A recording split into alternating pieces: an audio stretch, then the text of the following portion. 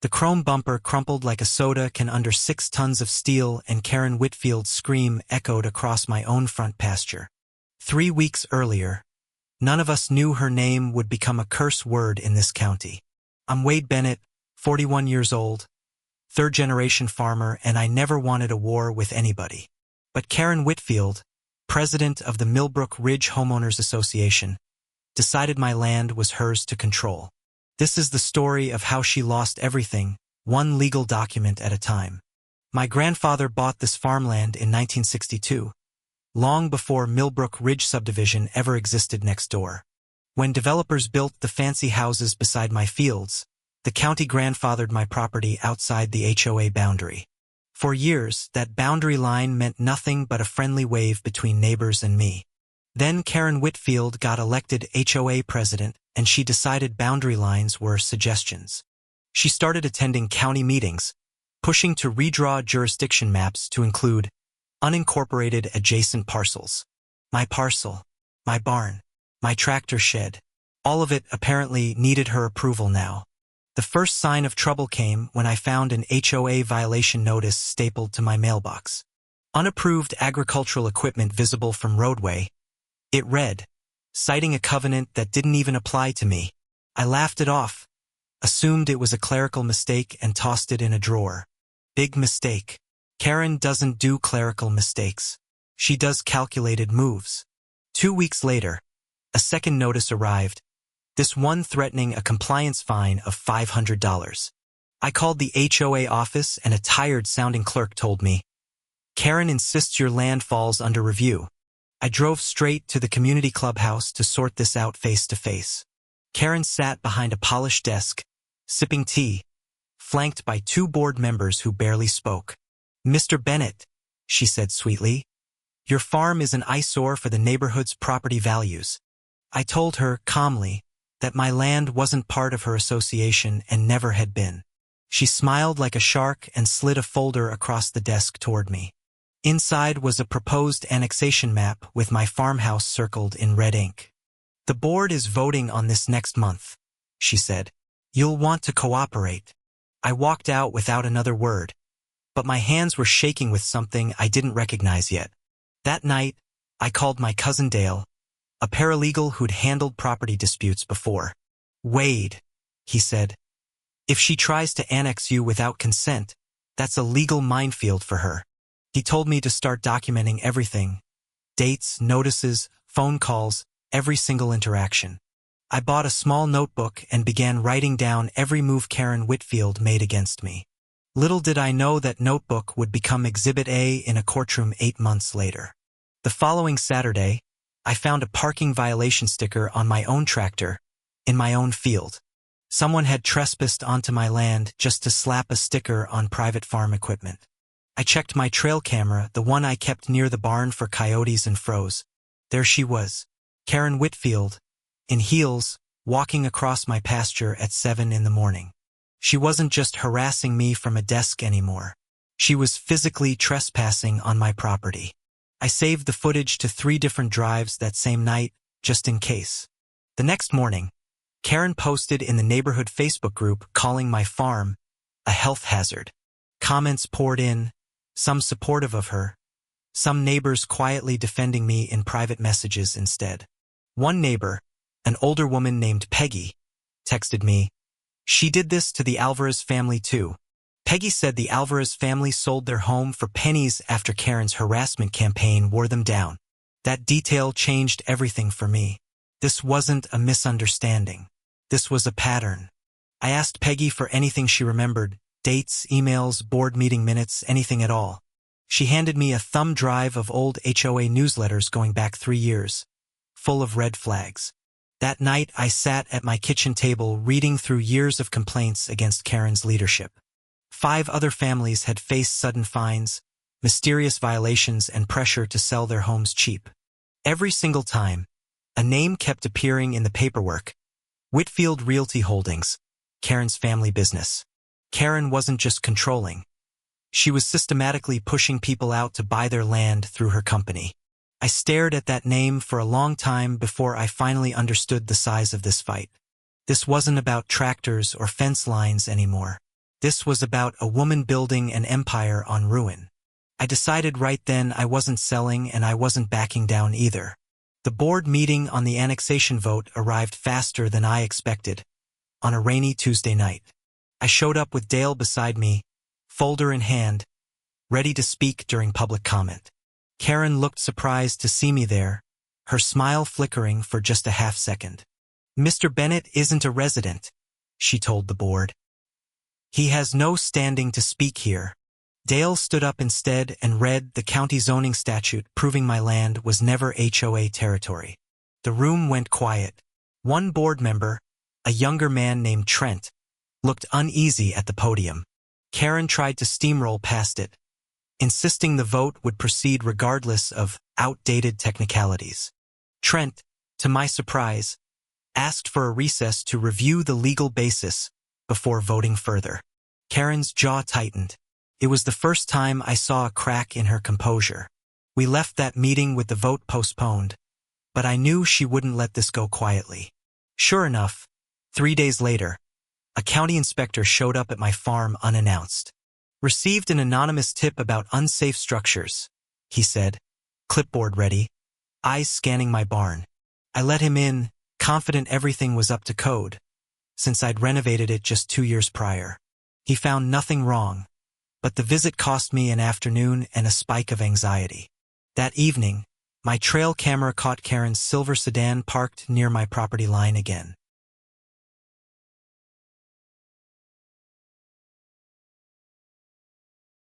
I zoomed into the footage and recognized him from County Planning Department photos online. Karen was talking to a zoning official privately, outside any public meeting, about my land. Dale said that a loan could constitute improper influence if we could prove intent. I started recording every trail cam clip with timestamps, building a timeline no lawyer could dispute. The fines kept coming anyway: unauthorized fencing, improper drainage, charges that made no logical sense. Each fine came with a threat: pay up or face a lien against my property within 90 days. I refused to pay a single cent, knowing that paying would validate her fake jurisdiction claim. Karen escalated by mailing letters to my equipment lender, hinting at pending legal disputes affecting my land value. My lender called nervous, asking if my farm was in some kind of trouble. I explained everything, sent proof of the false jurisdiction claim, and thankfully, he believed me. But the stress was mounting. My wife, Sarah, started losing sleep over the constant threats. "Wade, this woman won't stop until she ruins us," Sarah said one night, staring at the ceiling. I promised her we'd fight this the smart way, not the loud way, and win clean.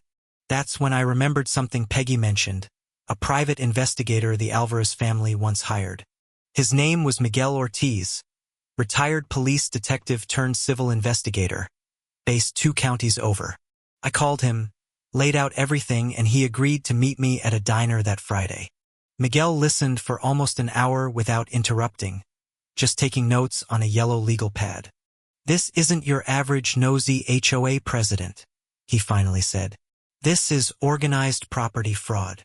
He explained that Whitfield Realty Holdings had bought at least 6 properties below market value in 3 years. Every seller had faced identical harassment patterns: fake violations, trespassing, pressure campaigns, forced low sales. Miguel offered to dig into public records and financial filings connected to Karen's company. I agreed to pay his modest retainer, feeling for the first time like I had real backup. 2 weeks passed quietly, almost too quietly, which somehow felt more unsettling than the fines. Then Karen made her boldest move yet. She parked her car directly on my private access road. Not near it, on it, blocking the only route my tractor used to reach the north field. I confronted her calmly, camera rolling on my phone the entire time. "This road is disputed HOA common access," she claimed, arms crossed, chin raised defiantly. I told her it was recorded as my private easement since 1968, deeded to my grandfather. She refused to move the car, daring me almost like she wanted a reaction from me. I called the sheriff's department instead of losing my temper, and an officer arrived within 20 minutes. The officer checked the county plat map on his laptop and confirmed the road was mine outright. Karen was issued a trespassing warning on the spot, her first official mark in this entire saga. She stormed off, but not before hissing, "You'll regret this, Mr. Bennett." I filmed that too. Every word, every threat, all going straight into Dale's growing case file.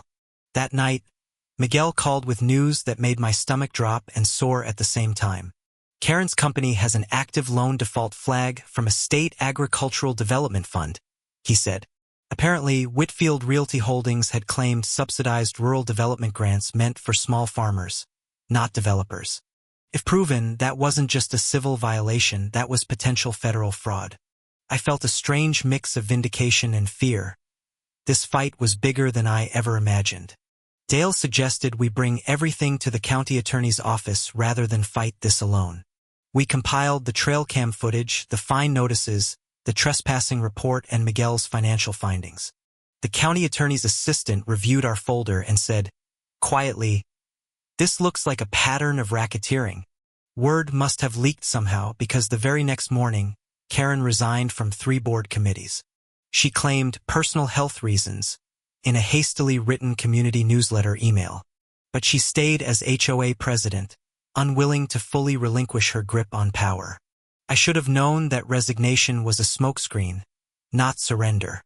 2 days later, my insurance company received an anonymous complaint alleging animal cruelty on my farm. An animal control officer showed up, inspected my livestock, and found every animal healthy and well cared for. "Someone really doesn't like you," the officer said, half joking, clearly annoyed at the wasted trip. I thanked him, closed the gate, and sat on my porch steps feeling exhausted beyond words. Sarah brought me coffee and said, "She's getting desperate. Desperate people make mistakes." She was right, though neither of us knew how big that mistake would turn out to be. Miguel called again that week, voice tight with urgency. I hadn't heard from him before. "Wade, I found records connecting Karen to a shell company registered under her sister's maiden name. That shell company had purchased 3 of the 6 harassed families' homes at rock-bottom prices, then flipped them within 18 months for nearly triple the purchase price to outside investors. This wasn't just petty tyranny anymore. This was a documented pattern of predatory profit. I asked Miguel if we had enough now to go to the State Attorney General's Consumer Protection Division. "Almost," he said. "One more piece. I need proof she's still actively pursuing you specifically." I didn't have to wait long. Karen wasn't capable of leaving well enough alone. The very next Sunday, her silver sedan appeared again, parked squarely across my tractor path. This time, she stood beside it, arms crossed, staring at me with something close to hatred. "Move your equipment, Mr. Bennett, or I will have it towed for trespassing," she announced loudly. I reminded her, again on camera, that this was my deeded easement, not HOA property. She laughed, actually laughed, and said, "Prove it in court, farmer boy." Something in me went very calm, very clear in that exact moment. I climbed into my tractor, engine roaring to life, and I did not slow down. Karen's eyes went wide as the front loader arm rose slowly into the morning light.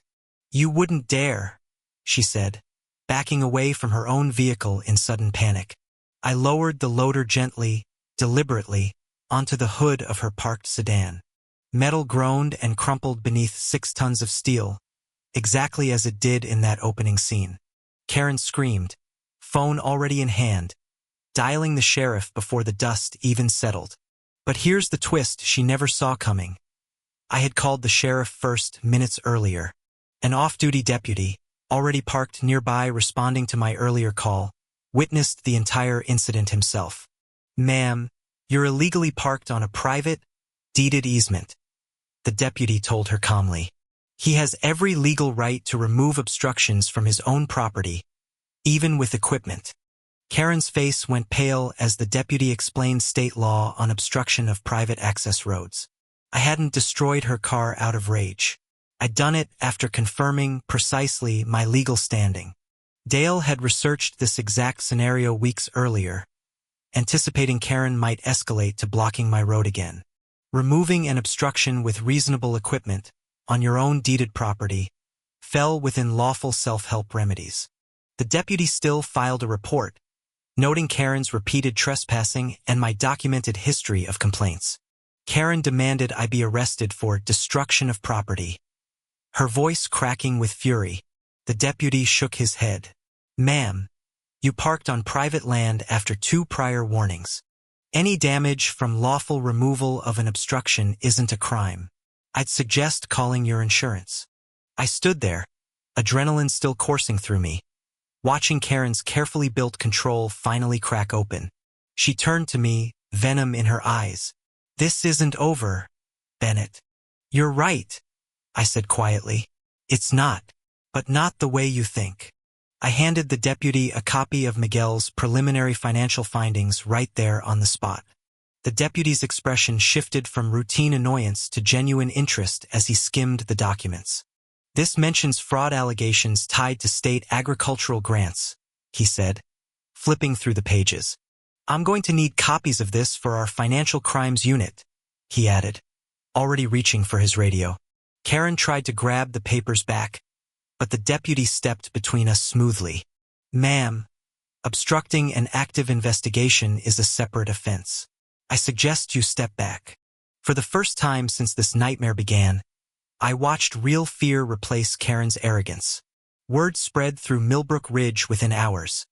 Someone had filmed the crushed car from their window. The video went viral locally, racking up thousands of views by that evening alone. Comments flooded in, neighbors finally speaking openly about years of quiet harassment they'd endured too. Peggy called me, crying with relief. "People are finally believing us, Wade. Finally." The Alvarez family, now living 2 states away, reached out through a mutual friend the next day. They agreed to give a sworn statement about their forced sale, adding weight to the growing case file. Miguel worked through the weekend, cross-referencing bank records with county deed transfers going back 5 years. He found 7 properties total connected to Karen's shell company, not 6 as we'd originally thought. The 7th was Trent's own childhood home, sold by his aging parents under identical pressure tactics. That explained why Trent had looked so uneasy during that rainy board meeting weeks earlier. I called Trent directly, gently, and asked if he'd be willing to speak with investigators. He was quiet for a long moment before saying, "I've wanted to say something for 2 years." Trent revealed that Karen had pressured him onto the board specifically to control dissenting votes.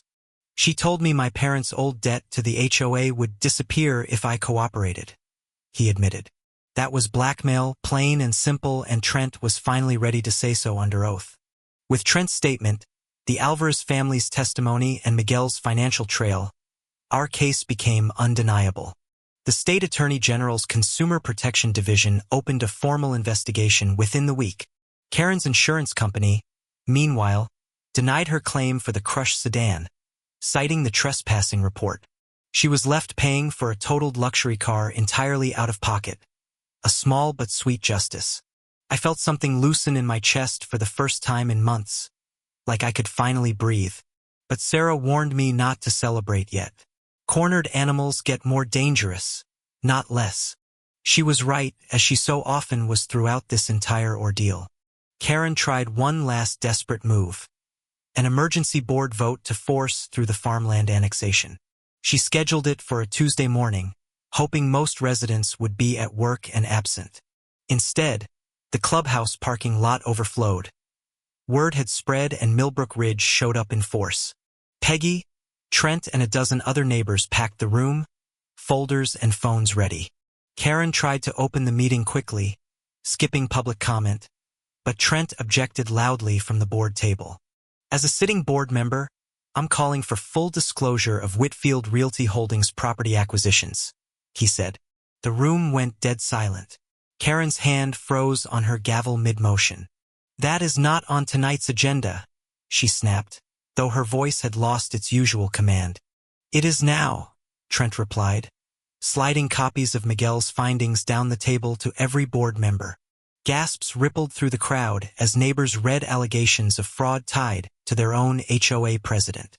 Karen tried to adjourn the meeting immediately, banging her gavel over the rising noise. But two other board members refused to leave, demanding an explanation for the shell company documents. "This is a coordinated attack," Karen insisted, though sweat now visibly beaded on her forehead. I stood up from the crowd and the room turned to look at me. "It's not an attack, Karen. It's an investigation. One the state already opened."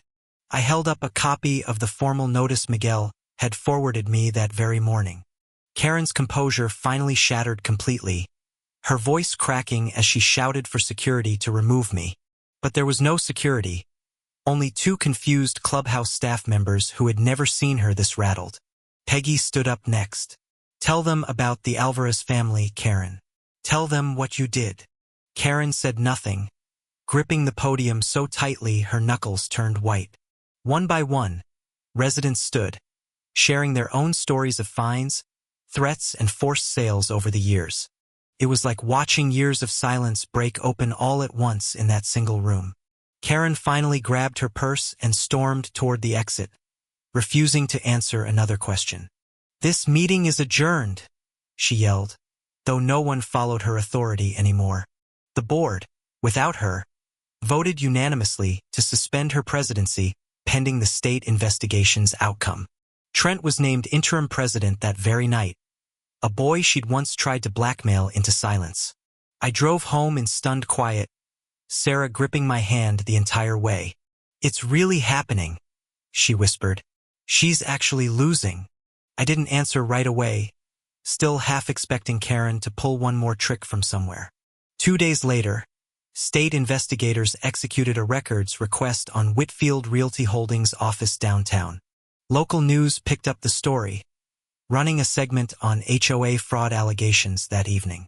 Karen refused to comment on camera, ducking past reporters with her coat pulled over her face. Watching that clip, I felt no joy in her humiliation, only quiet relief that the truth was surfacing. Miguel called with one final discovery. Karen had been quietly transferring funds to an offshore account for months. That single detail turned a civil fraud case into something federal prosecutors couldn't ignore. Within 2 weeks, the state attorney general's office filed formal charges against Karen and her shell company. Charges included fraud, misuse of public agricultural grant funds, and coercion against multiple residents. The annexation proposal was permanently withdrawn. My farmland's boundary finally, legally, undeniably settled for good. Karen was formally removed from the HOA board by unanimous vote the following week. Her real estate license was suspended pending the outcome of the criminal investigation against her. The Alvarez family's attorney filed a civil suit seeking restitution for their forced, undervalued home sale. 2 other affected families joined that same lawsuit within days of the news breaking publicly. I chose not to sue for damages myself. The crushed car and cleared land felt like enough. Sarah disagreed gently, reminding me the legal fees Dale spent helping me deserved some form of repayment. In the end, Karen's insurance settlement over an unrelated matter covered Dale's costs entirely, without a formal suit.